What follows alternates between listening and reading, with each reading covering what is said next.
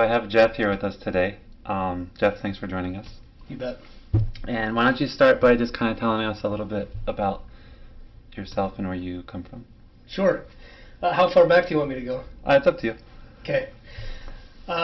Maybe for some context later in our conversation, if I'm sharing stories or referencing something from my past, it would be easier just to go all the way back and then chronologically work up to today. Okay. So born and raised in Idaho, on a farm, lived in such poverty. I'm the youngest of 8 kids, and my dad had a federal government job, and then my mom was a stay-at-home mom.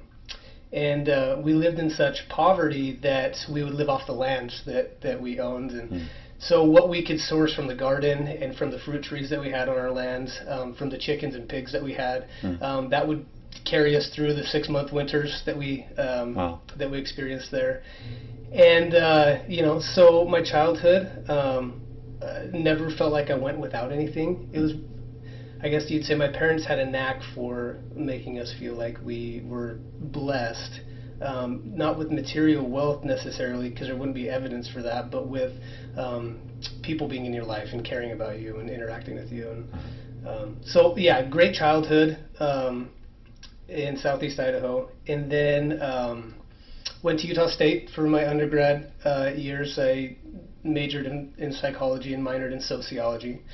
They required you to have a minor. I wouldn't have chosen that myself. I probably wouldn't have minored in anything. But the program required you to have a minor, so I chose sociology because it satisfied. There were classes with dual credits that I could get psychology and sociology satisfied in one tuition payment. So that was the cheapest and quickest way to get through the program.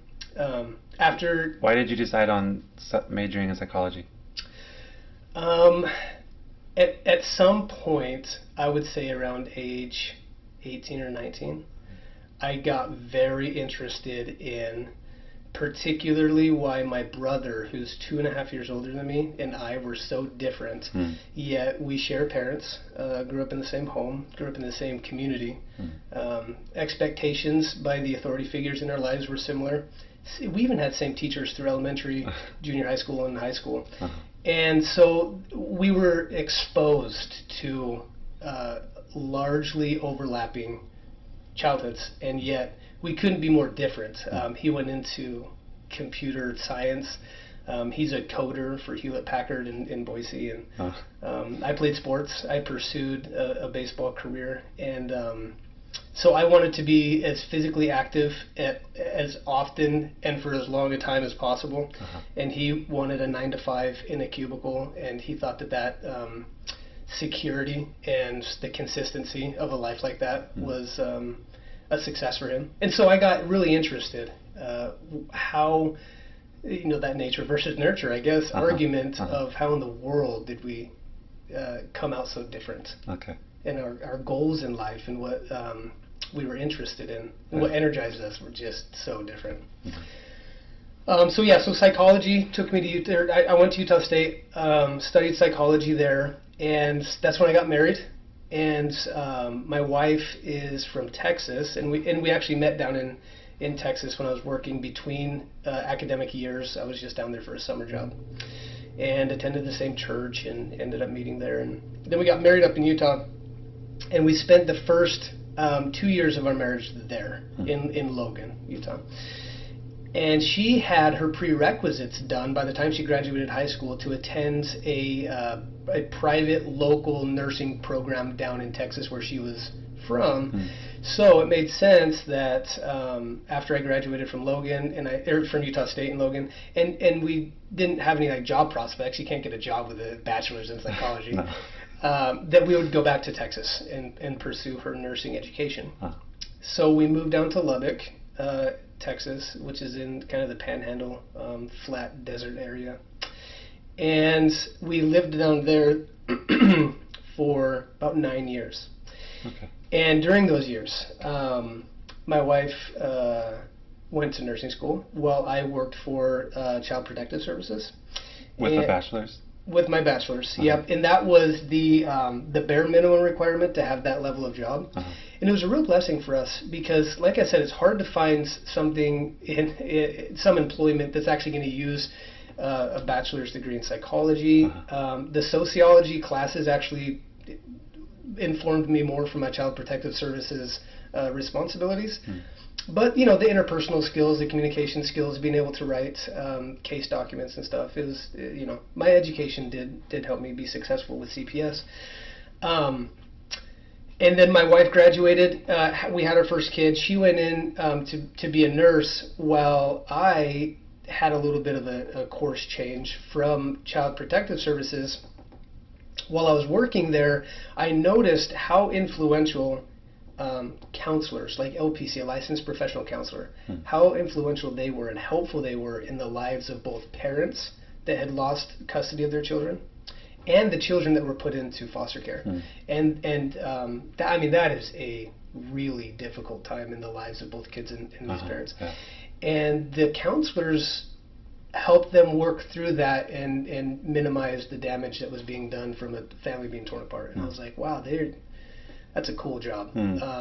They would testify in court as to the best interest of the child. They were typically the default of a counselor working on a case with CPS was family reunification as the outcome goal of the case. And I was like, you know, this was a family-oriented industry that wanted it to try everything possible to get parents and children together and keep them together with, you know, life skills and behavioral intervention and a better understanding of what kids need. And so after 3 years with CPS, my wife was working as a nurse. I told her, like, I have been really moved by what counselors have been able to do in the lives of those that are experiencing extreme distress, and that I would like to pursue that, as psychology seems to be a very typical prerequisite for a master's in counseling. And so we put together an application for a local university called Lubbock Christian University. And there I got my master's. Okay, so we're up to about... Question. Yes, go ahead. When you went in to get your master's to become a counselor, did you go with it with the mindset of working primarily within like custodial cases and family reunification at the time? No. Okay. No, not primarily, but I wasn't against it, and there was an extreme need for it. So the career goal at the time was to have a private practice, to serve the community, and to curate what my interests were professionally, while potentially backing myself with CPS cases, because those contracts, although they don't pay well, it's never ending. There's always circulation in CPS contracts. And it just so happened that really one office in town, a psychologist, she held north of 90% of the CPS contracts. So it created a really stable practice for her. High stress. A lot of counselors that would be underneath her would rotate in and out of the office because they'd burn out quickly. I wonder how many if one of the goals is family reunification, I wonder how many cases actually end up in for her to hold 90% of those clients, and I wonder how many of the cases she actually saw end well, you know? Yeah, well-being family reunification, right? I don't know the exact numbers, but I do know that it was less than half. That's sad.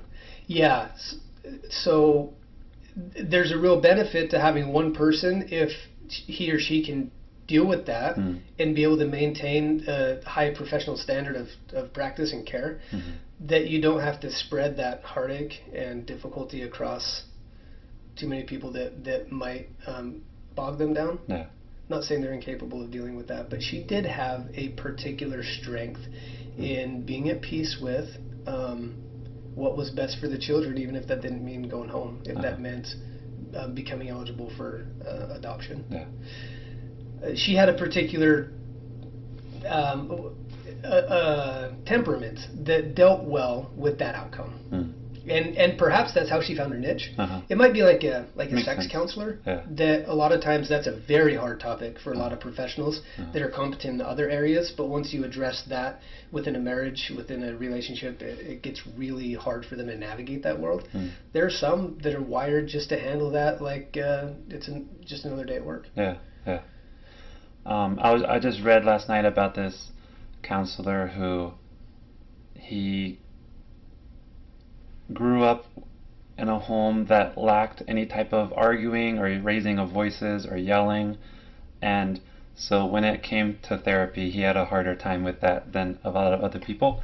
And that's just like, everyone has kind of a natural leaning, and so yeah, maybe for her natural leaning, she was able to maybe compartmentalize, or somehow, I'm okay with this if this is how it has to turn out, something like that. I don't know. So when I was looking into Regent, and I was looking into also furthering from my bachelor's degree onward, I didn't really know anything about what a master's degree would give me, what a PsyD would give me, what a PhD would give me. And you went through a master's program, and so can you go ahead and tell us about what that entails? Yeah. Okay, so I was first drawn to the master's level education because of the LPCs in particular that were working cases in tandem with me with CPS families. And so I got thinking, if my goals are to perform professionally like these other LPCs, the master's level education is what I need to get licensed. I pursued that, and what happened was it's a 3-year program to get your master's in counseling, or it was at the time. I still think it is, but it was a 3-year program that I attended, and the second and third years are pretty practica and internship heavy. You get a lot of clinical hours. I think by the time I graduated, I had like 1,250, something like that. It was really high. It was a KCREP accredited program, which I've heard is kind of the gold standard master's level accreditation for mental health, and kind of like APA would be for psychology. And so there's a high level of practica and internship hours, and what I ended up getting exposed to was this psychologist that held the CPS contracts had me my second year, and I was under her supervision. Oh, really? So, yep. I didn't know that. Yeah. So I ended up being able to see what she was capable of performing professionally that the LPCs weren't. So she would do psychological evals, she would do psychosocial evals, she would do diagnostics. And she carried more weight when she testified in court. She just did. I don't know if it was the right letters after her name. I don't know if it was her distinguished career. At that point, she'd been practicing for 35 years. So there was a real reputation there. But whatever it was, maybe all of those variables combined, but she really carried a lot of weight in the world of the outcomes of CPS cases. And so, but the work that she was performing, I didn't necessarily love. And so I was actually, at the time, extremely happy I chose the master's level and the counseling area of practice. The work that she was performing, meaning testing and stuff like that? The testing. And then she would refer basically down in the hierarchy of the office. She would refer down for the counseling, the therapy. Her recommendation section would then be put into action by the counselors, mostly. And so I was like, oh yeah, because it was very almost like a cold relationship she would have, where she would have these individuals in her office. She would assess them. She would write these lengthy reports on them. She would even testify down the road on them. But in the interim, it was a hands-off. She would have them seen by somebody else. And assessments are cold anyways, right? They are. Yeah. Highly structured, highly standardized. You can't really... the therapeutic assessment is something that I'm a big fan of. Yeah, that's really interesting. But yes, because assessment is naturally cold. Okay, so I was really happy that I chose the master's level avenue. I thought that was going to check a lot of professional goals out for me. Third year, I get put into a place called Shiloh, Christian Counseling. And at Shiloh, I was actually supervised by an LPC-S, which is for supervisor.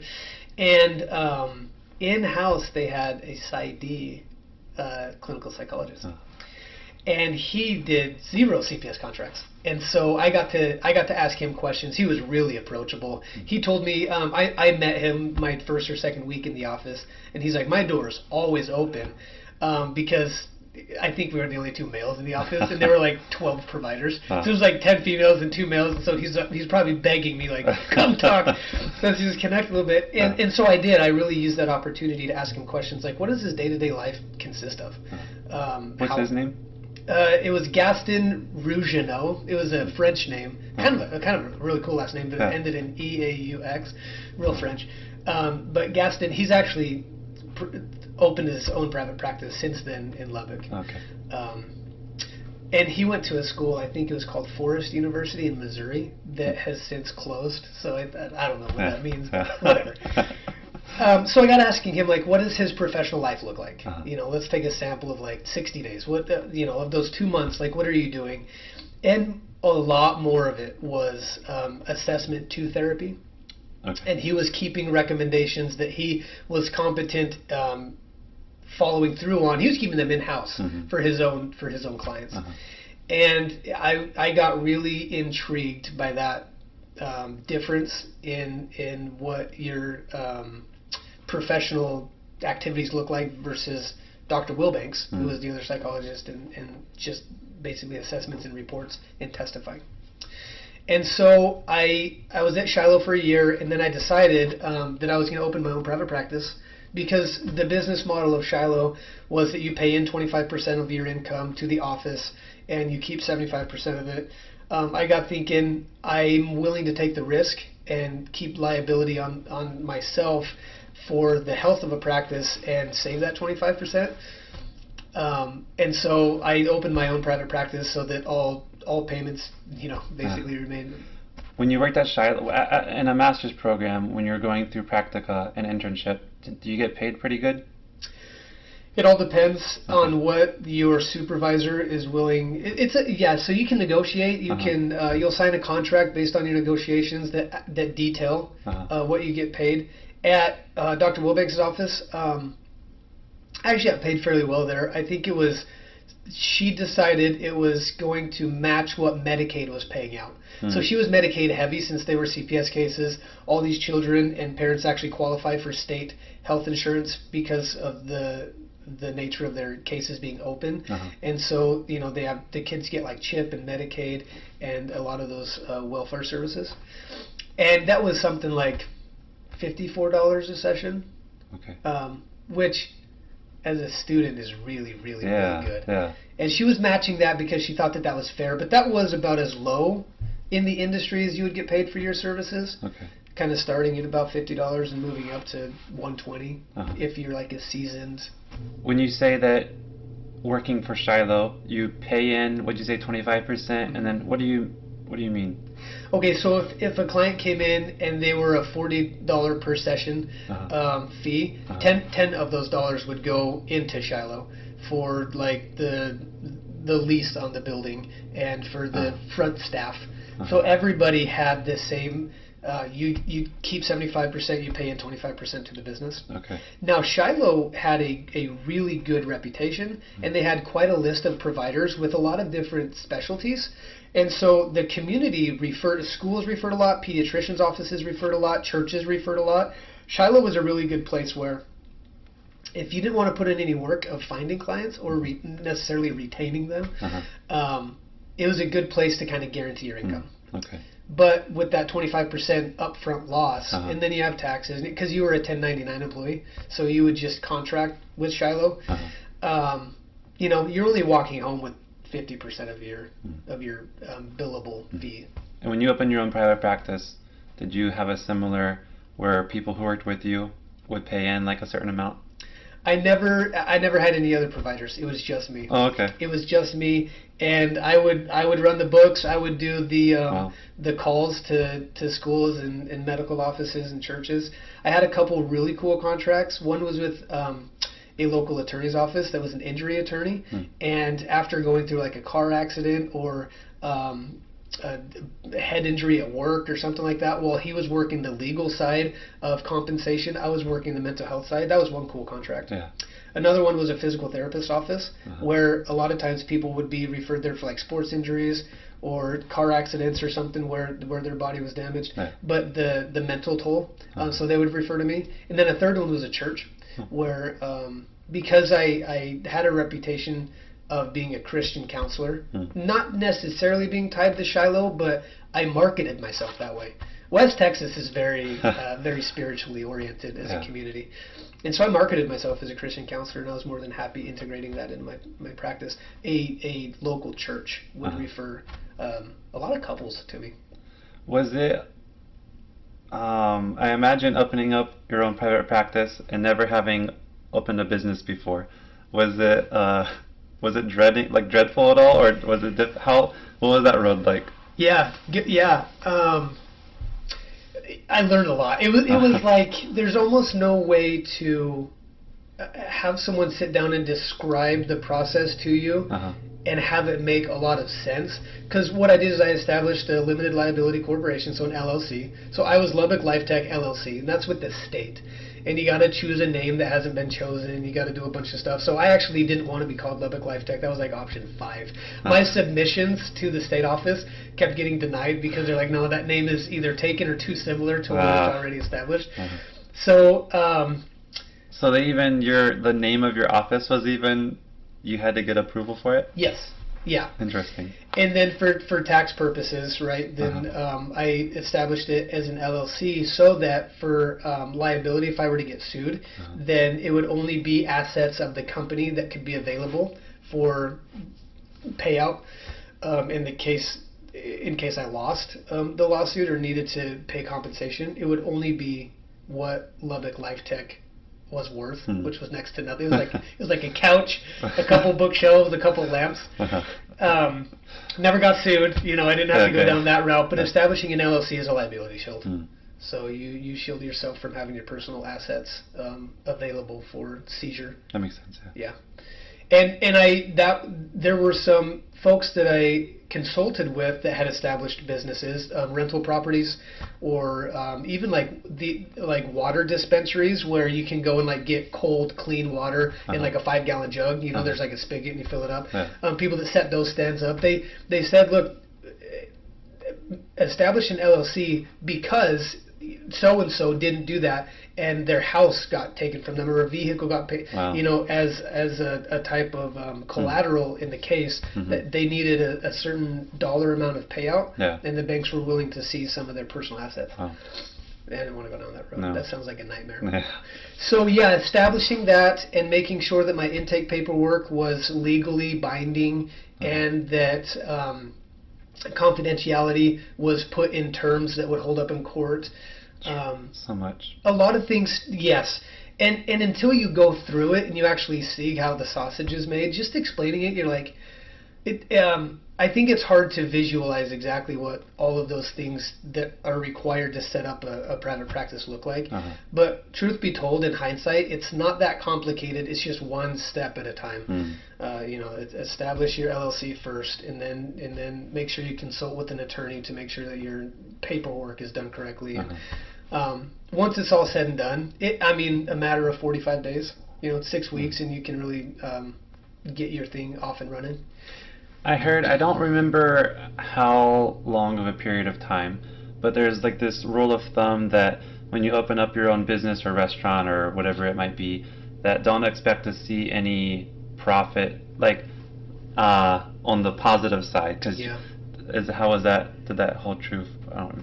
So it didn't hold true for me, and I think that was because I didn't have employees or upfront overhead that was excessive. So if you're opening a restaurant, I think the rule of thumb is you won't cut a paycheck until the 3rd year. Something like that's what I've heard. But that's when you have a payroll, and that's when you have a lease on land because you need to have some type of building. That's when you have equipment that you've put on some type of loan. So my overhead was so low, and I worked out a really cool deal. There was a local gym, and I did my master's thesis on eating disorders. And so I was one of just 2 or 3 local mental health providers that even knew what they were kind of doing in the world. There were 2 experts. One of them was actually a faculty member at Lubbock Christian University, and she was the one that nudged me in the direction of learning to treat eating disorders, because she thought that I was wired well for it. A lot of our conversations were, what about this, what about that? And she's like, you're handling this really dark underbelly of society really well, you should consider dealing with eating disorders. So you kind of had a natural leaning in that way. Yeah, there you go. Yeah. So a niche, and an underserviced part of mental health, I think, is eating disorders. They're very closeted behaviors and issues. Okay, so I did my master's thesis in eating disorders. Then there was office space available on the second floor of a really nice gym. And the second floor, you couldn't hear any of the music. You couldn't hear any of the banging weights or anything, downstairs. It was really peaceful and quiet. And you probably wouldn't be surprised, but maybe you haven't thought about it. A lot of the regular gym members have body image issues. And a lot of those body image issues do morph into, at some point in time, an eating disorder, which is just an unhealthy relationship with food. You can binge, you can purge, you can restrict. There are lots of ways that you can have an unhealthy relationship with food, and those that regularly go to gyms oftentimes do have issues. I wouldn't have Yeah, right. But now that you think about it, it seems pretty logical, and that was the case here. And so this was a gym that had 3,000 active memberships, huge local gym, large reputation, and it wasn't. So walking in the doors of the gym, you could go upstairs with no one noticing you and see a mental health professional without there being like a stigma. If it were just a lone standing office, people are like, they're going in to see a shrink. They got issues, that's what. But no one would notice that you went upstairs to this gym. It was you get a lot of people in athletic attire. Yeah, right. A lot of sweaty people. We had water bottles available. We had all sorts of stuff because they would either exercise or they'd be getting ready to exercise. They'd be in tank tops and shorts. But we would be talking about childhood trauma, upstairs. Wow. And body image and self-concept. That ended up being a huge referral source. Was within the walls of that gym where my office was actually located. That's where your office was the whole time? Yeah. For the 4 or 5 years, somewhere between 4 and 5 years, it was just on the second floor of a gym, and I absolutely loved it. I was actually looking. So we're almost up to applying here to Regent. But I was actually looking for a larger office space, but I was a little bit bummed because it was such a good fit to be where I was, inside the gym building where, people visiting me, no one really knew their business or that was they were seeking help or anything. But I was looking because it was just a one-room office, so my desk and everything was off to one corner, and then on the second half was the couch and chair and some activities for kids that I worked with and stuff like that. So really, there was really nothing. You said if you got sued earlier, they could only pull from the business. They'd be wildly disappointed. Okay, so you worked there for, you said, 4 years? Yeah, between 4 and 5. I think had we moved here to Virginia in July, and had we made it to October, we would have hit the 5 years. But I stopped seeing clients at the end of May, beginning of June. So right at about 4.5 years, I think, I had that office. In your office, did you have any bust statues of psychologists or your heroes or something? Regrettably, no. No. Will you next time? Oh yeah, for sure. Nice. I did have some DaVinci trinkets out on my desk. I think DaVinci is a really fascinating character because he was so good in so many incongruent ways. Like he was artistic and an engineer, so he can do math and create. His corpus callosum connecting his hemispheres must have been pretty thick and active. But I just find him to be a fascinating character and somebody worth studying. And so I had a lot of Da Vinci stuff, and I lived in Italy for a little bit. So, but I didn't have any like Jung or Freud or Carl Rogers. Carl Rogers would be cool. Okay, so 4 or 5 years, and then at what point did you decide to start applying to grad schools? Yeah. So at about the 3-year mark, roughly, I went home and I told my wife, I'm getting too many referrals from psychologists. And she goes, what do you mean? And I go, I want to do what they're doing, and I want to then keep them in-house. I want to keep those treatment. If you have a treatment recommendation, I'd like to be able to offer that service. But up front, I'd like to do the assessment, the diagnostics, and then if there were treatments that I could offer, I'd like to keep all of that bundled together. Like your supervisor, the PsyD supervisor. Exactly. Yeah. And so she goes, what's that going to take? And I was like, a doctorate. And honestly, I don't know if we would be here had my wife not just been. She was as excited as I was about the prospect of pursuing a doctorate, and being able to expand my professional services, and being able to retain clients for a longer period of time and offer them a variety of things. So we started looking into, that was about the 3-year mark. We actually let it marinate to see like the feasibility of it. We started to just superficially Google doctoral programs. At that point, we had, because of Gaston Rougeneau, we did know that a PsyD was a thing, because I was like, what are the letters after your name? That was the first time that I thought PhD was the doctoral level in psychology. And so we started looking into the differences of what program time looked like. It was about 7 years average for a PhD and 5 years average for a PsyD. Because I wasn't like fresh out of undergrad or anything, I was getting a little bit older. I was like, well, I'd rather have the faster one. And then there was a real focus on PhD programs for research and for PsyD programs for clinical engagement.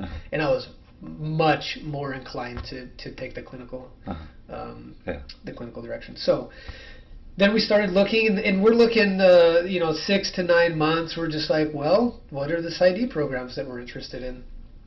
And it ended up being the University of Denver, the Indiana University of Pennsylvania, Wright State, and Regent, and Texas Tech, which was a local university where my wife actually got her bachelor's after her 2-year nursing program. She got her bachelor's because her employer paid for it and gave her a raise, and it was like, okay. Just like some managerial classes. It was a super waste of time. But Texas Tech was a local community where we could keep our house, remain in the neighborhood. We loved where we lived and the school district we were in and everything, but it was a PhD program. So that was definitely number 5 on the list, after Colorado, Ohio, Pennsylvania, and Virginia. Is Regent the only Christian school you applied to? Yeah. Okay. Yeah. I think Biola is another one. And I think, what's the one in Chicago? Is it in Illinois? Wheaton. Yeah. Those are 3 of like only, I think 5. I think 6. 6. Okay, so it's a really short list. 6 APA accredited Christian PsyD programs. Yeah. Yeah, that's another good point you bring up.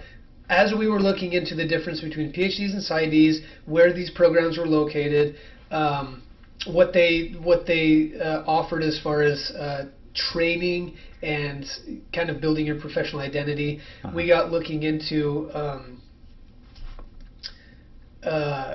do we want it to be a Christian based program like my master's was at Lubbock Christian University, which I really, really liked. And for the better part of a decade now, I had established myself as kind of a Christian mental health specialist. And so that did play a role in when our applications were sent out, interviews were done, and offers were put out there. Regent made the most sense, checking all the boxes. Another factor was we were looking into job opportunities for APA versus non-APA programs. And although I'm very sure I want to be a private practitioner and do my own thing, it's not a door I'm willing to close. That all the institutions, the hospitals, the inpatient psych treatment centers, they all like APA accredited training. And I thought, I'm not willing to just make myself unavailable to those opportunities. You never know what hard times you can fall upon. And with Regent being APA accredited and Christian school, and what's funny is going all the way back to when we were newlyweds in 2010. My wife and I always talked about having like a little adventure on the East Coast for like 4 years, and then just like moving back to like reality. There you go, sanity. It checked so many boxes. Applying to, being admitted to Regent, and the PsyD program, and Christian, APA accredited, all of it. It checked a lot of boxes for us to end up here. Why did you, with the places like Wright State and you said there was a place in Denver you applied to, were those all location based or program based like factors that led you to apply to those? Yeah, they were kind of they hit the algorithm just right. So all of them were highly ranked, high academic standards, They all had re-upped their APA accreditation for long extended periods of time. So I noticed some programs where either APA accreditation was on probation or suspended, and that just sounds like programs struggling and then maybe not doing right by their students. Like you gotta cross your T's and dot your I's. If you're boasting being an accredited program, then halfway through your students are losing that potentially in their training. I thought that I wanted a good track record of the program's standing. Yeah, I had no idea when I started applying that APA accreditation was so big, but researching into it more, I found that just the benefits of an APA accredited program far outweigh not. Like, why not? If you're going to attend, why not? And my wife contacted the Air Force recruiter they do like this scholarship where they'll pay for 2 or 3 years of your schooling, and then you serve for 2 or 3 years to kind of pay them back for it. But one of the first questions they'll ask you is your school APA accredited? Because if it's not, you're not getting in. Yeah. You're just not competitive enough. Yeah. I think that it's a real, they know the standard to which you were trained, because every class syllabus and every probe rubric, I was hearing this from Dr. Ripley, my supervisor this year, all of these documents are sent to an APA body. They're reviewed by the program director, then reviewed by the dean, and then reviewed by the APA itself in order to be at the level that they need it to be and to meet the standard that's expected. And so I do think that employers, going from basically a blank slate, you are just a name on a piece of paper. I think that there's a real backing to, like, how bad can it get? Well, if they went through an APA accredited program and met all of the requirements, it can't get that bad. And then I do think some programs really cut corners and don't give you the exposure that you need by the time you're done with your doctorate. So we're basically up to where we are now, right? So schooling, you hate academia, right? I do. You don't like classwork. Hate's a strong word, but it fits perfectly. Good. No, hate is, yes, I do. I truly hate academia. I don't like the subjective nature of grading. I think that tenure is a nightmare for anybody that's pushing themselves to be their best. I think having that type of safety net is going to create the worst version of you in the long run. There's a lot wrong with academia, in my opinion. I do think that they also want to cookie cut you into similar versions, a similar version of the same product, where they're going to sweep your feet out, your individuality, your uniqueness, what you do different and could offer the industry. I think that a lot of those aspects are removed from your identity. Yeah. I was reading a book on psychoanalysis, and it was talking about, there was this guy he was a professor, and he said one of the most shameful things I see is you have all of these students coming in with all these different personalities and individual perspectives and their own life stories, and they come in here and then they think that what we are teaching them is all that they need to use or incorporate. So we give them interventions, we give them interpretations, we give them these things to use in session, and then they lose their individuality and their own personalities, and they just try to fit the mold of a psychoanalyst. And he said that's one of the biggest, one of the most shameful things that, in his opinion, of the kind of the first few years of academia or students, that you forget who you are and you just try to focus on these rules that you're being taught. And that's kind of like with clinical interviewing. Me and Erica were talking about, she said for like the first few months of her actually doing therapy, she feels like she just fell back. She didn't really try to incorporate herself. She just fell back on the clinical interviewing class and what we learned, and just basically fit the mold of a therapist, you know? Yeah. I think Erica's approach is extremely common. There's a fear element of, because these are probe-based standardized courses, and if you step out of line to be an individual or a free thinker, Mm-hmm. that you're not going to meet the standard of training, and you're going to fail. Mm. And the problem with that isn't the one-time experience, because like a rubber band, you can just snap back to who you were after you passed that probe. Uh-huh. The problem is it's probe after probe for 5 years. Mm-hmm. And by the end of half of a decade, I hear a lot of people say that they almost needed to they needed to find themselves again, or reinvent themselves back to the value system, the interpersonal engagement that they believe most in, or that they see themselves most in, after a program really kind of knocks that out of you. Yeah, this might be a bad analogy, but there's a saying that if you want soldiers, get them while they're young, because then you can shape them and mold into the soldiers that they need to be. And especially for students that are coming straight out of high school and then undergrad and into a doctoral program, all of the probes and everything, all of the standards, you're going to learn you're going to take it that that's how I'm supposed to be, and that's how all therapists are. Whereas people may be coming in their 30s, they might lose themselves for a little while if they are serious about passing all of their classes. Yeah. But then maybe have to kind of reintegrate who they are. Yeah, most certainly. In fact, I was having a similar conversation with Dr. Ripley maybe 2 or 3 supervisions ago, and she was saying the ideal student, she goes, this isn't ideal to me, this is ideal to successfully navigating and completing this program, is a 25-year-old female.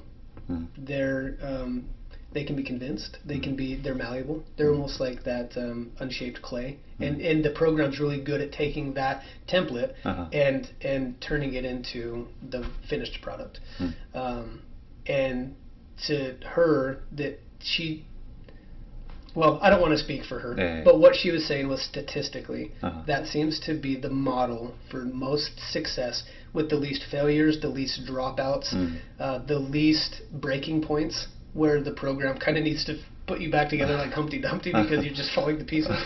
It seems to be the least disastrous setup. Interesting. Is a 25-year-old female. So take that for what it's worth. If you do come in here too individualistic, I do think that you're going to end up having to very carefully choose your words, and you're almost on eggshells navigating a lot of these standardized tests in order to satisfy those that are making the decisions that you can move on. But you don't want to lose yourself so much that you can't recognize yourself in the room with a real client. Yeah. So when it comes to our second year, so last week I spoke with Susma first year, and we talked kind of about, just to give people an idea of what a first year in a PsyD program looks like. And so second year, first semester of the Regent University PsyD program, that's when we start our clinicals, and we start it here at the Psychological Services Center, so we actually start seeing clients. Do you remember what classes we took first semester? That's so funny. It was less than a year ago. Yeah. Treatment planning with Dr. Ball. Treatment planning. This is so long ago. Psychotherapies with Garcon. No. Psychotherapies 2? Psychotherapies 2 with Dr. Page. Yeah. Okay. We started our practica, the case conceptualization, and consultation.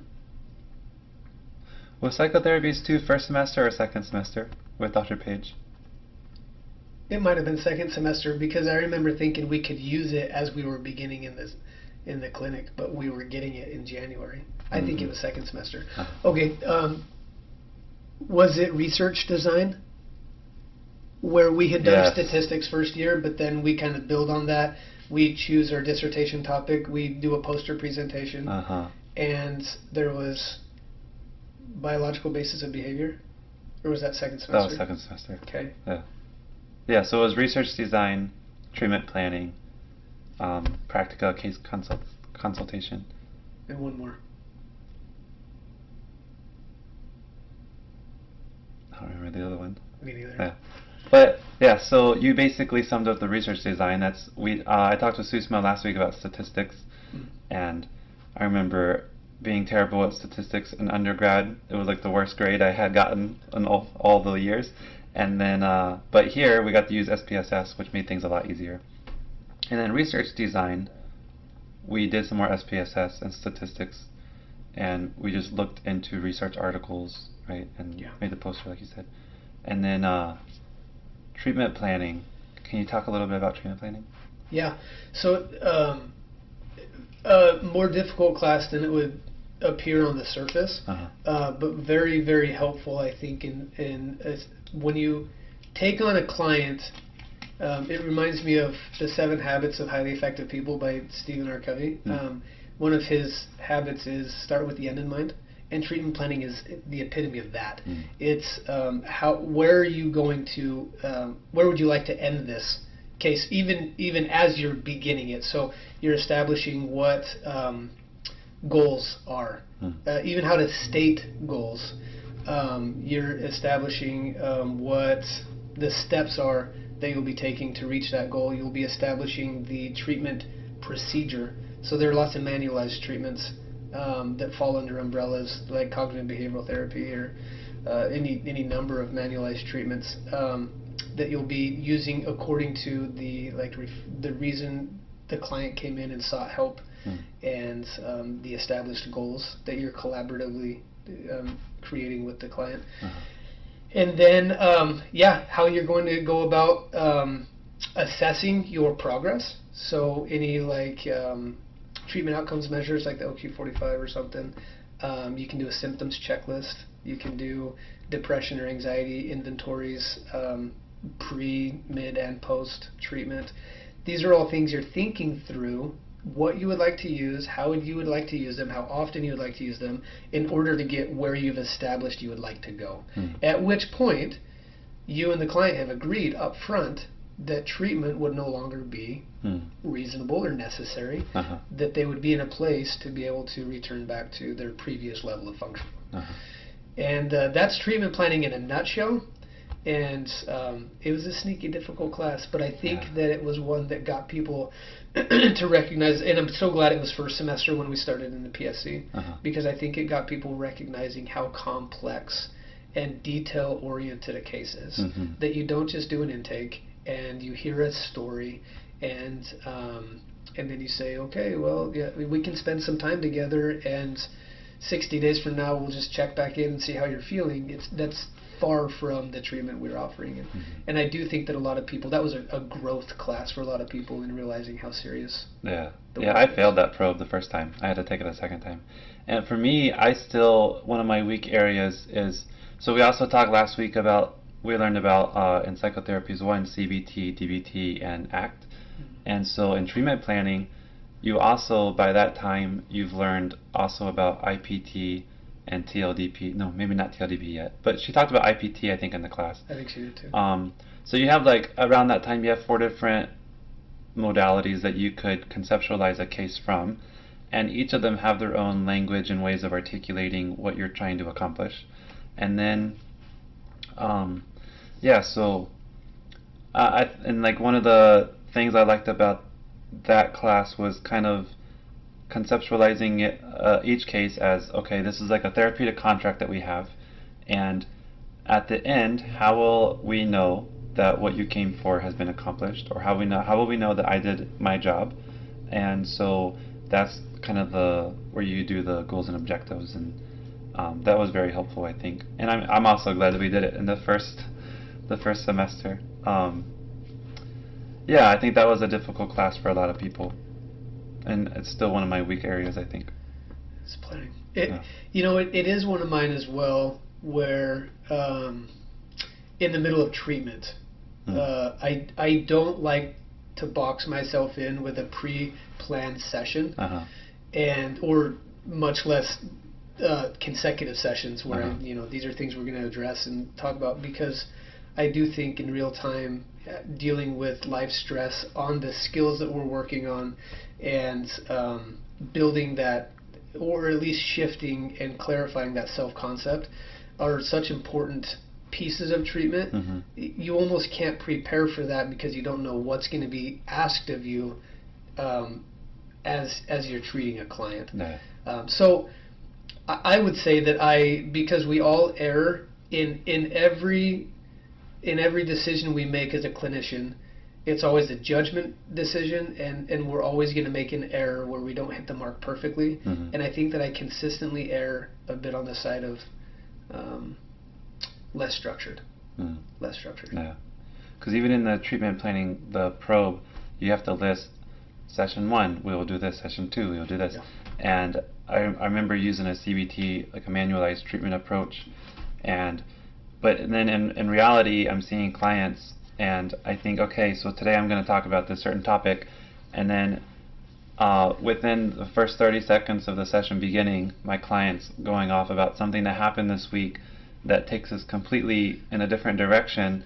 And then you have to decide, okay, do I kind of stop them and bring them back to where the structure is and what I've decided that we need to talk about today in order to arrive by session 10 where we're trying to get to, or do we take a detour? And so, yeah, that's a very common, I think, occurrence. I think so too. Yeah. And it requires a high level of intellectual flexibility. And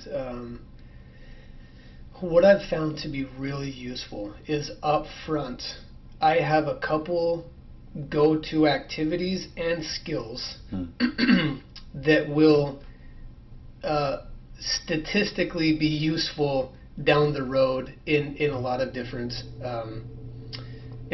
scenarios. So, for example, one of the activities that I like to do at the beginning, almost like you said, 30 seconds into a session, you're already different. There's no way to prepare for that. There just isn't. You don't know what they're going to bring to you. You don't know how it's going to have affected them. The value cards is one of my favorite activities up front, because then when they tell me something that happened the past week and how it affected them, it makes so much more sense why it would have affected them that way when I know what their values are. And so I try not to skip just a few either activities or skills or both in an ideal world within the first like 2 sessions, because then I can reference, were you able to try this skill in that moment that you were feeling hyper tense? Or when you were shutting down and you noticed yourself not wanting to leave your bed, did you think of this skill? Things like that are reference points or activities where the values help really shed light on why they would have been affected a certain way. That makes a lot of sense. How about you tell us about, you've mentioned before you do a victor versus victim mentality in your therapeutic approach often. Can you tell us about that? Give me the speech. Okay, right off the top of my head. Okay. So, for a little bit of context here, this is most likely the most common conversation I have, regardless of why the client sought help, and regardless of their age. Maybe 16 or older, then it's regardless of their age, because the concept needs to be understood and internalized to be able to be impactful and used long term. But a teenager can understand the idea, and this happens to be so regular because it helps build up the individual's sense of confidence and their sense of self in navigating a really difficult world. The threats, the dangers, the responsibilities. Okay, so it helps establish how they view their self as opposed to what's being requested of them. So the victim versus victor idea is you can either believe that the world is out to get you and that others would like to take advantage of you, and that there's really nothing you can do about that, that you're too weak to stop these victimizations from happening, and you're going to find yourself in a perpetual cycle of being under the thumb and under the control of somebody else or a group of folks. What I have found is those that take the victim mindset they will believe that even people at church or at work or in their family life are constantly attacking them, and the attacks look a lot like requests that they're incapable of fulfilling. Oh. That's exactly right. And so they say, why would this person make that request of me? They start applying the certain motives that put the oppressor and the oppressed in kind of a paradigm. And that's a real mindset that a lot of people have, that people are out to get them, that society's out to get them. Maybe that even as far as like God, the God of the Old Testament, that he's vengeful and full of wrath, and that there's really nothing you can do to get in his good graces. And the mindset will beat you down until you don't see yourself as anything better than a worm that is not deserving of success or blessings or advancements. And you in tandem with losing your sense of self and your strength to move forward and navigate the world, in tandem with that, you lose your purpose and meaning in life. And so you'll find a lot of people that are battling with depression or anxiety and having suicidal thoughts, or thinking that maybe I don't want to die, but I don't want to be alive. That's the mindset of the victim over time, that they don't see the requests ending, but they don't see their capabilities strengthening or increasing at all. And then so that's the victim. The victor is the individual that sees themselves as able to manipulate the world around them. And it starts internally, because again, it's the sense of self, and it's the concept that you have. What are my strengths? What are my limitations? What's being asked of me, and how do I stack up to those requests?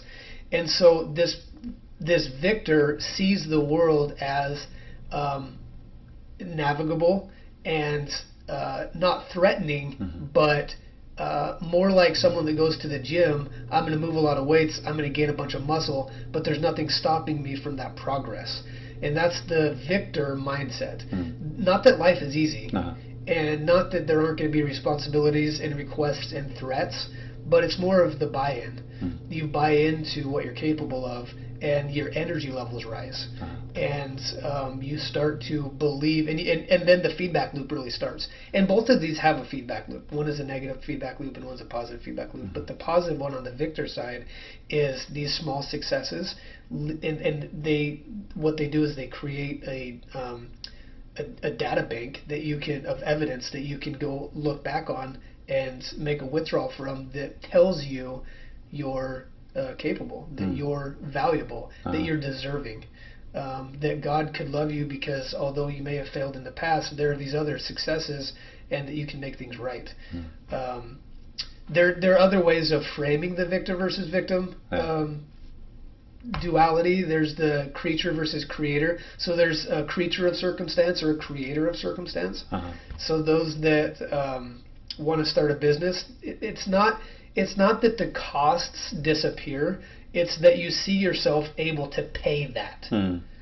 And so you want to start a business, and you say, oh, well, I'm going to have to take out a loan, but that's fine because I'm going to hustle. And I'm going to gain the clientele through my goods and services, and sweat equity, and I'm going to be successful, and that loan's going to be able to be paid off, and my life is going to be better for having gone through that. That's the creator of circumstances. The creature of circumstances is things are out to get me. I'm incapable of doing it successfully, and I'm not valuable or lovable. Yeah, there's I don't know if I told you about this or not, but Erica showed me this TED Talk, and she was talking about, even when it comes, so she for a long time talked about how stress is bad, how it's not helpful in the long run. People die earlier from stress. And then she made like this, she was very, you could tell she practiced this speech over long periods of time. But she made this apology that she spent so much time talking about how bad stress is. And she gave this new research that basically it came down to, she said, if you think about stress in a positive way, it's a good thing.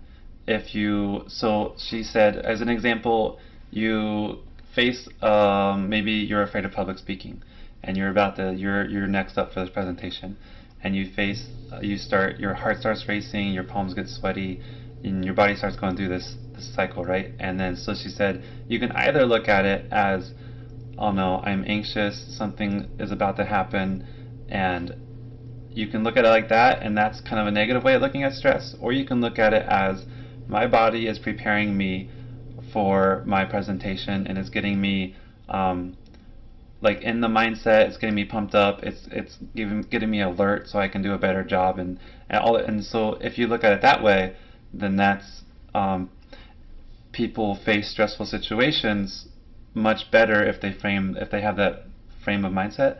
And then there's this other study where they show that people who voluntarily take on stress,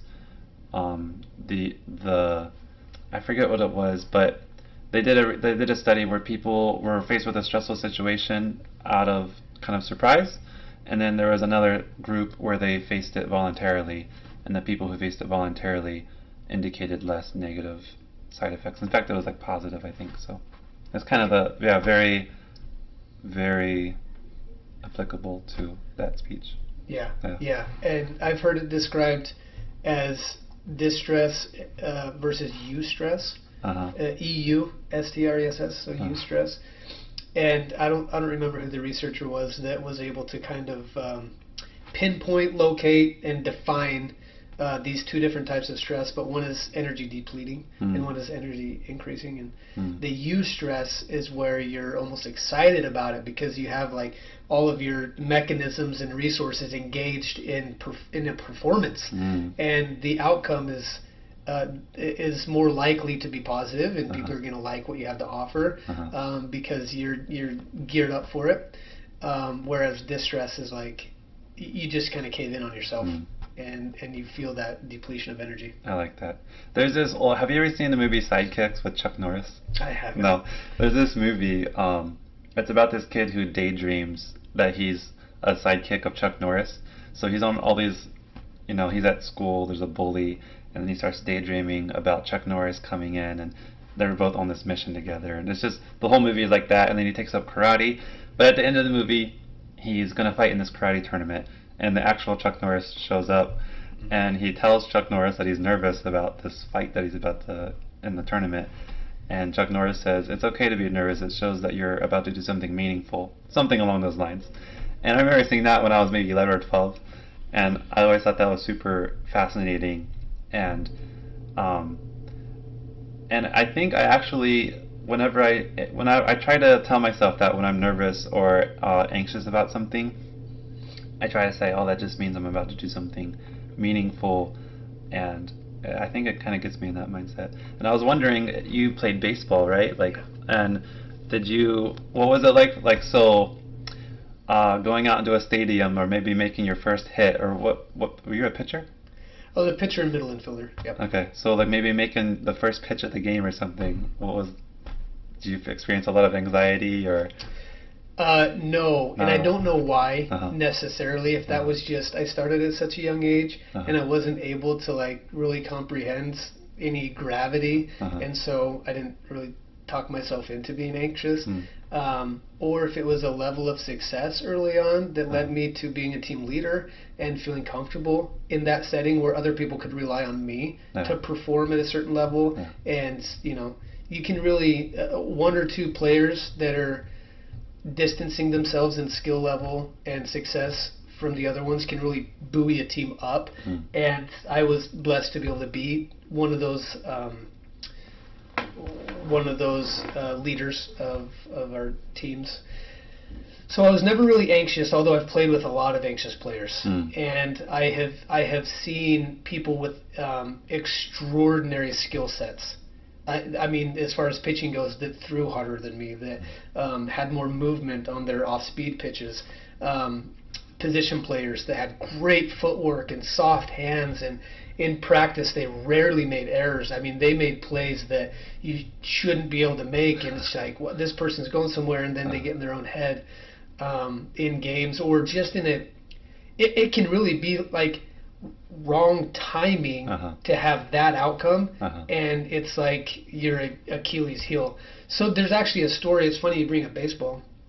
This is a story I share often with clients because they're emotionally disconnected from it, but it's objective reality. And I've even heard clients say, like, I went home and I looked up this guy Chuck that you were talking about, and what a story. So there's this baseball player named Chuck Knobloch. Now he's retired by now. He played through the 90s. He was a perennial all-star second baseman for the New York Yankees. And he was, I mean, every year he was in the running for, a gold glove at second base. He was an all-star. He hit the ball well. He fielded the ball well. In one year in the playoffs, he made a really costly error. Really costly. Bad time to make just an error on a play that had no business being messed up. And after that, his fielding took a precipitous decline, so much so that they moved him to left field because anybody can play the outfield. I mean, honestly, it takes like 2 days of practice, and you can read a ball off of a bat. You can learn, angles. Infield is all footwork and instinct. It's first step. It's so fast. You have to know exactly where you're going. You're the cutoff man coming in from the outfield, either going home or to a different bag. Infield, it's really complex. Anybody can play out. They moved this perennial all-star second baseman after a very single moment error that got in his head. He ended up losing his spot. He got traded to the Twins. He got moved to left field, and he fizzled out. He was headed to the Hall of Fame statistically.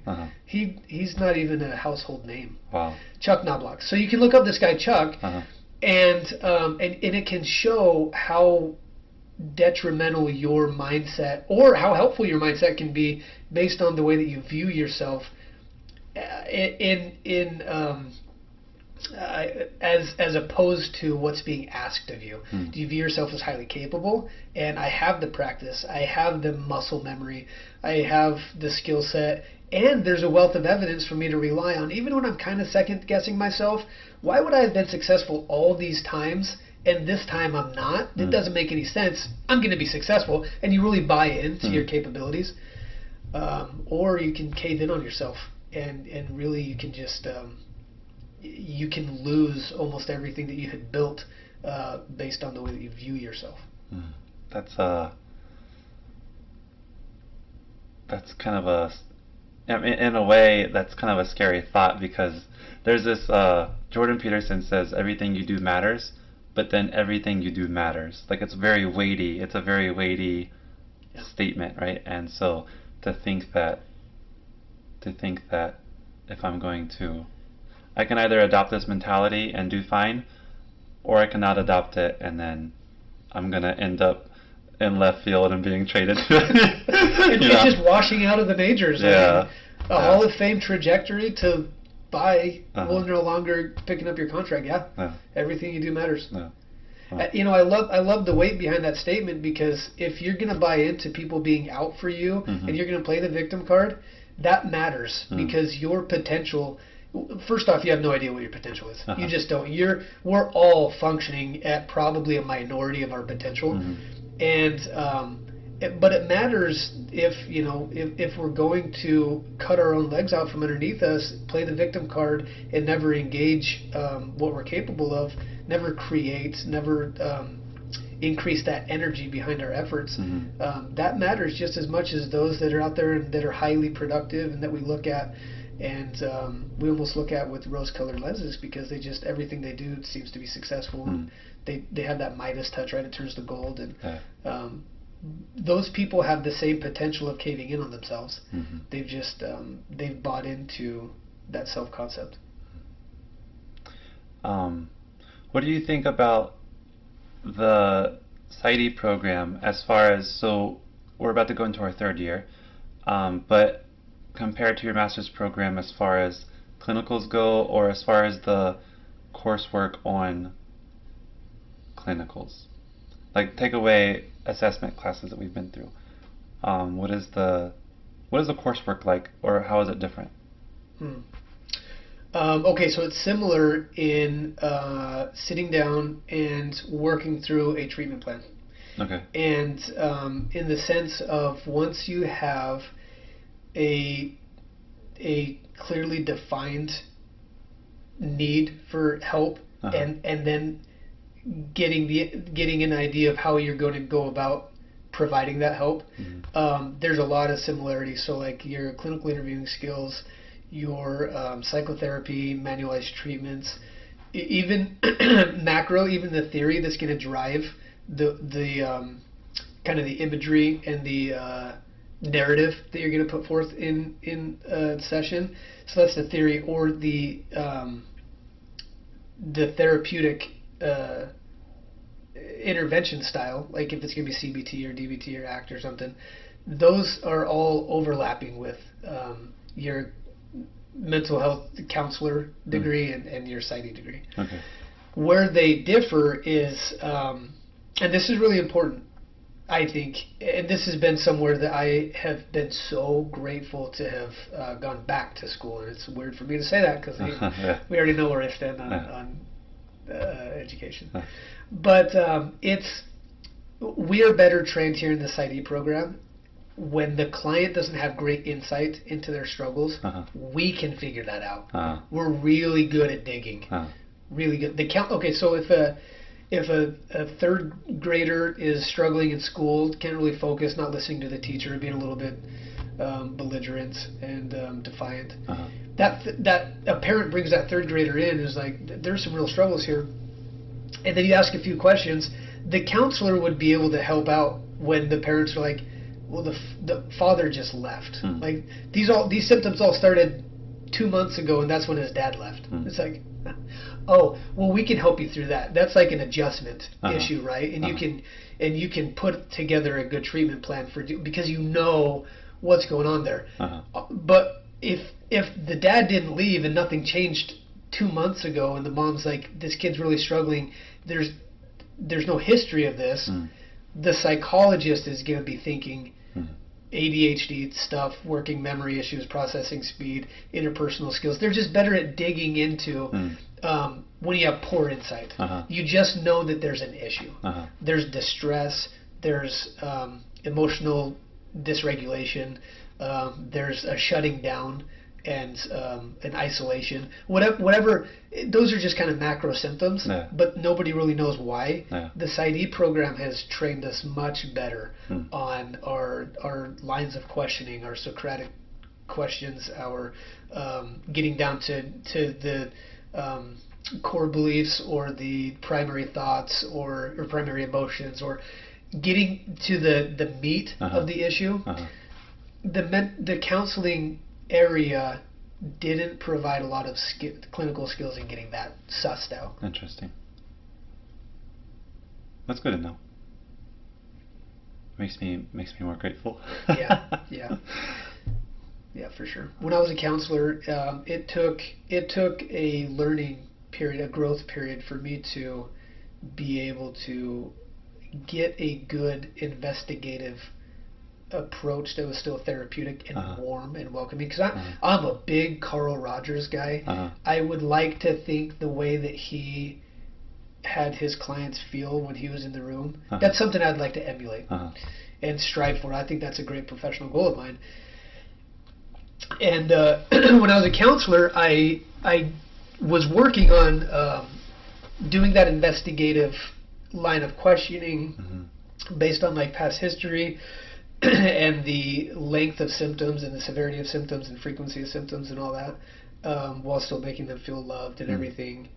And the reason I bring that up is when we were in clinical interviewing first semester of first year, Dr. Stevens, who taught that class, pulled me aside and she's like, tell me a little bit about like your work history. And because she didn't interview me for, to get into the program. In fact, once she was a stranger and I was a stranger to her when that semester started, and she pulled me over just after she was able to see some of the what are they called? Footage? Yeah, some of the footage. Some of the we would do labs. We would do those labs where we did mock sessions. And so I let her know, and she's like, that makes more sense, right? Because my partners, Caitlin and Beth, would be like providing either something that was real or something not, but we never really do. So we were just going with that information. They would be providing that, and all of a sudden, like that mechanism would engage. I'm like, we're going to figure out where this is coming from. And it was funny because Dr. Stevens was like, we don't need to do that here. And she said it so lovingly. It's not like I'm in trouble or anything, but she's like, this is a really beginner level course, and this is clearly something that you've been doing for some time. And so she just asked me to slow things down so that the rest of the students didn't, get the wrong impression of what the class was supposed to be doing. That's nice. Funny. She's so sweet. How was it for you to slow things down? Really good. It was really good. Okay, interesting. You didn't feel like you were being held back or something? I did, and it was frustrating. Okay. And it was a really good pride check. There have been things that I have been able to learn, incorporate, grow from every course thus far. Oh, good. And what's really interesting is my wife and I, when we applied to the programs, we got accepted, then we chose Regent.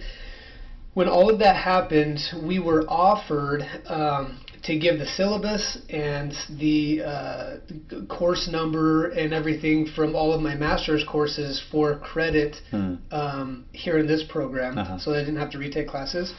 And my wife and I were like, you know what? If we're doing the program, we're going to do the whole thing because there's always something to learn. So it was more tuition, more time.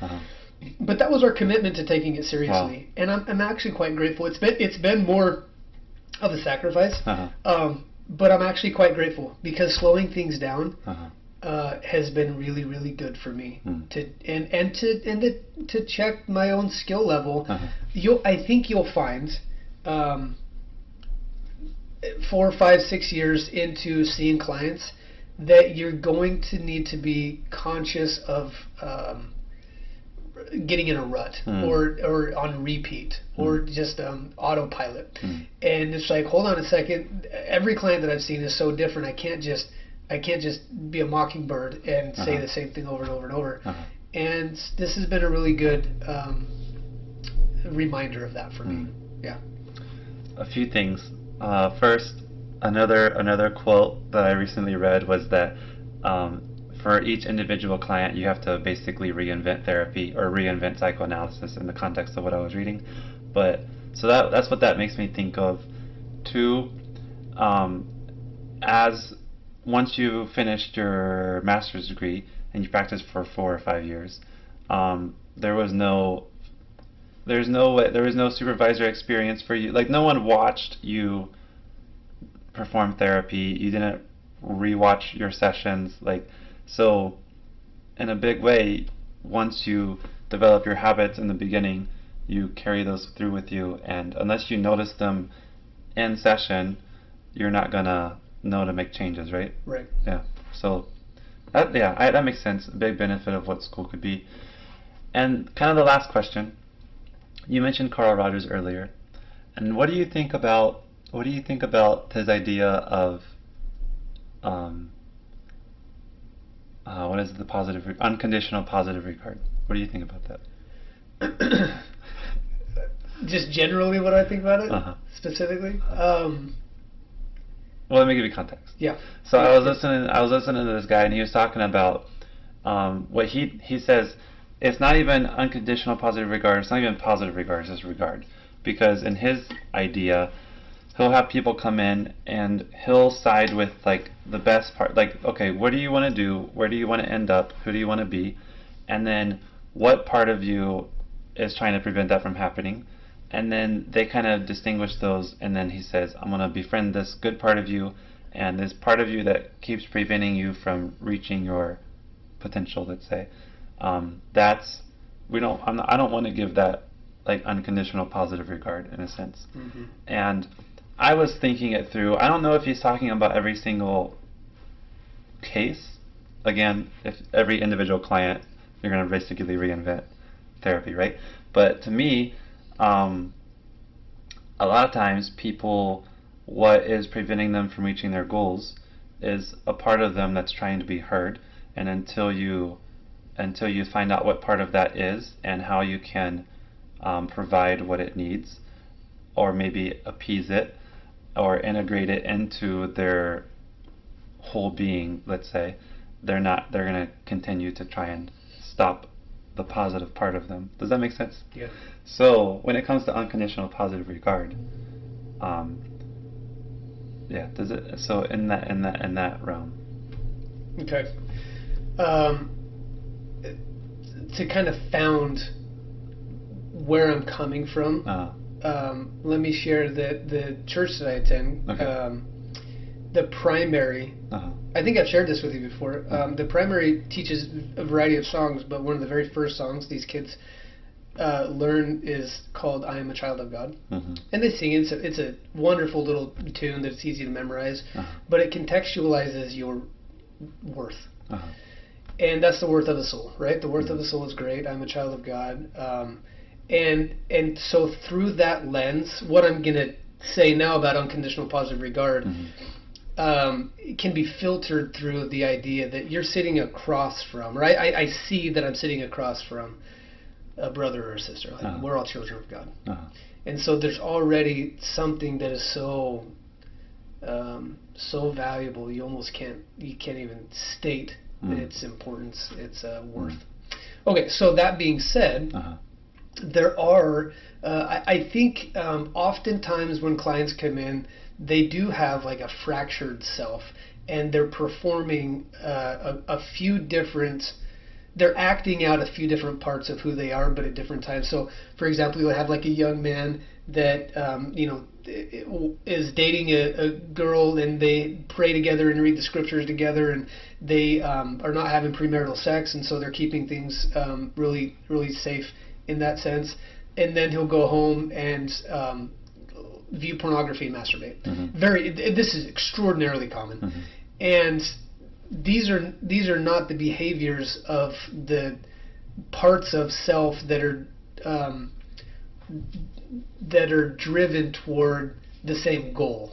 Does that make sense? Yep. And so what I do is, starting from the foundation of this is a son of God or a daughter of God, that you isolate the part of you that is incongruent with your principles or your values, and you really and you address the drive behind why that keeps happening. And it's typically not that hard, because the cost-benefit analysis is usually done already by the client, so they already know like what it's costing them, what they're gaining from it. You put that out in the open in the session, and you have them take account for it. Like, I am accountable for having done this. Nobody else made me do it. And then you isolate that part, saying that it's incongruent with your principles or your values or the way that you view your spiritual self or your self-worth or your concept, right? Because we're building that self-concept to become a victor. And you say, every now and again that person's in the driver's seat, but what we're going to try to do is get them less often, navigating the car, steering the car. And you isolate the other parts of them that are with their girlfriend, and that they're doing extremely self-controlled, disciplined, value-driven behaviors. And you talk to them about the mechanism that they're engaging in order to make that happen. And you build on the drive behind why you would treat your girlfriend in such a respectful way, why it's important to you not to have premarital sex. Why would you read scriptures instead of, fill in the blank? There are so many other things that you could be doing. Scripture's not very stimulating, but you believe it to be the right thing to do. And so then what you're dealing with here is you're almost compartmentalizing who they are as an individual, and they're functioning in different capacities. And what you're trying to do is you're trying to decrease the amount of power or control when they're not disciplined and they're falling into these unprincipled behaviors like viewing pornography. And you're trying to say, look, that's not who I am and that's not what I stand for. Although it's an option that I have taken, it's not something that I necessarily have to do. No one's forcing me to do it, and I can gain control by increasing the amount of strength in my principled self. Okay, so unconditional positive regard. You do not you do not positively regard the part of self that is viewing pornography, and you can't because that would be like giving a piece of candy to a child after they stole something, and you're just going to find, in my opinion, you're just going to find that they're more willing. They're not feeling the aversive effects of having stolen something if they're getting rewarded for it. And so you let them know that is somebody, that's a part, or that's an option that is actually going to end up with you compromising things that are of more importance to you. Your girlfriend isn't likely to put up with your pornography viewage and masturbation. Like, that's something that's going to fracture this relationship that is much more important to you, and it's more important to you by evidence of the way that you've addressed it with extreme discipline. Does that make sense? Yeah. And then you unconditionally regard, in a positive way, I don't know how to say it, you're unconditionally positive toward that person that is living the principled life. And it's in my opinion and my experience, it is the part of the self that doesn't get the attention, or that doesn't get the rewards, or is positively reinforced. It ends up just atrophying, like a muscle that's not exercised, and it'll atrophy to a point where it's never back in the driver's seat. It's underdeveloped. It's not fed. It's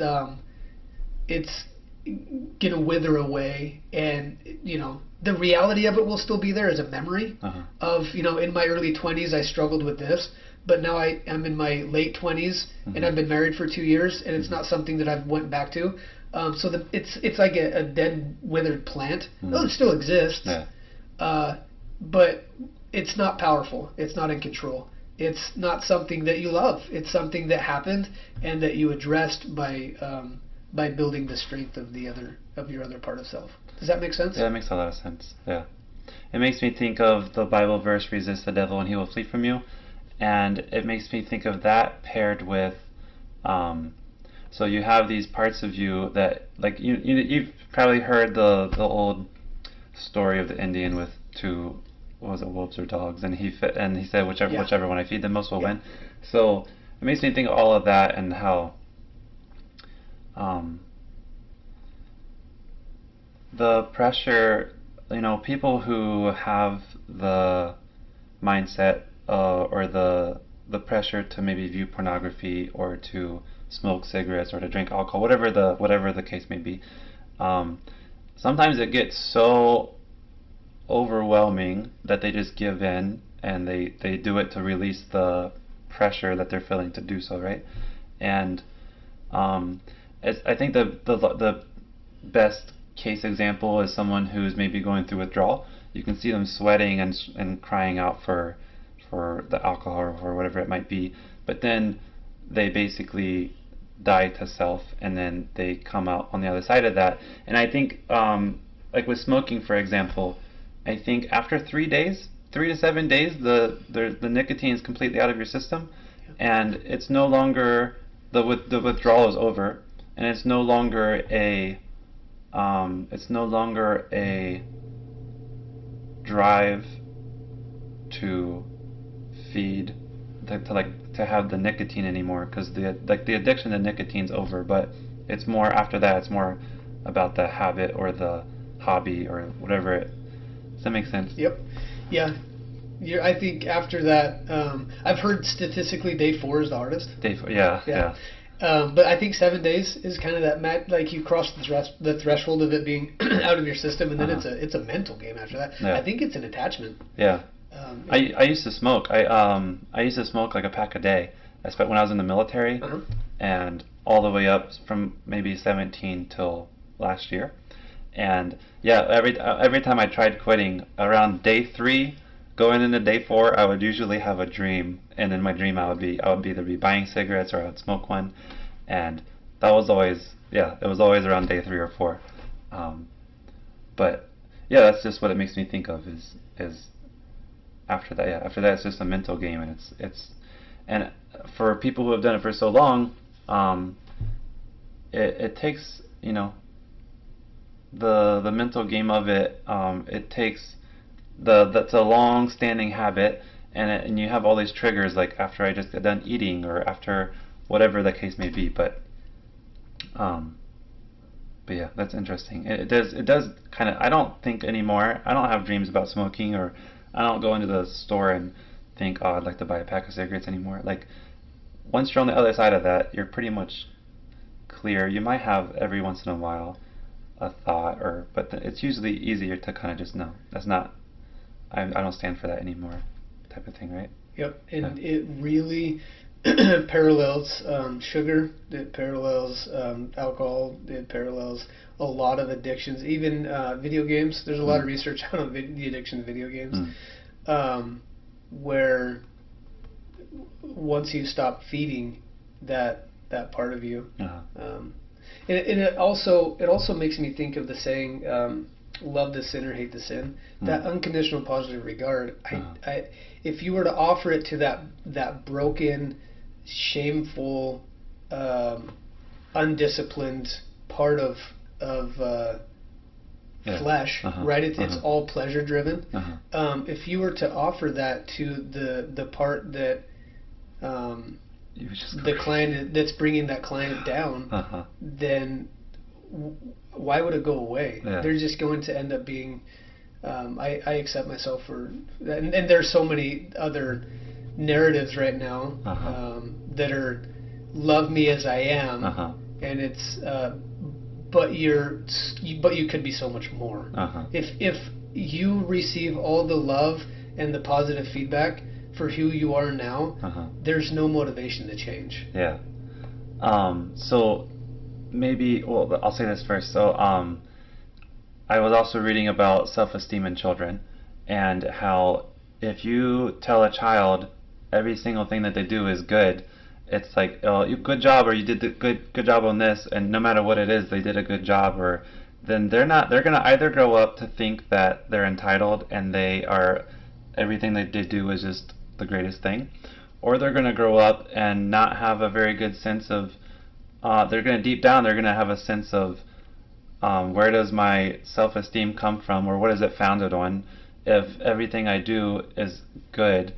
And children are much more likely to appreciate the feedback, a positive feedback from a teacher, let's say in school, who is usually very difficult or doesn't offer a whole lot of positive feedback. If they get positive feedback, then they're going to think, oh wow, that was like in her eyes now, or in his eyes now, I did something good, and that's a lot better than just everything across the board. And then it makes me think of so the people who were talking about unconditional positive regard, maybe he just didn't make the distinction of the person sitting across from you, like you said, is a child of God or is a soul, a being, and for that reason I'm going to give them unconditional positive regard. But then when it comes down to distinction, and I'm going to separate the good from the bad and be on the side of the good, right? Yeah. Yeah, most definitely. Okay. Well, it's been a pleasure. Thanks for joining me today.